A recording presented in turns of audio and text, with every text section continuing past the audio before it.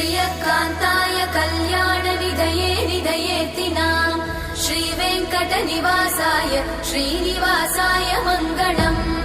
लक्ष्मी सविभ्रमालोकसुभ्रूविभ्रमचक्षुषे चक्षुषे सर्वलोकानां वेङ्कटेशाय मङ्गलम्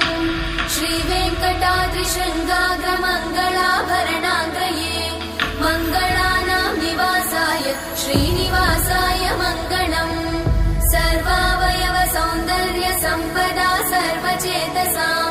सदा सम्मोहनायास्तु वेङ्कटेशाय मङ्गलम् नित्याय निरवध्याय सत्यानन्दचिदात्मने सर्वान्तरात्मने श्रीमद् वेङ्कटेशाय मङ्गलम् स्वतः सर्वविदे सर्वशक्तये सर्वशेषिने सुलभाय सुशीलाय वेङ्कटेशाय मङ्गलम्।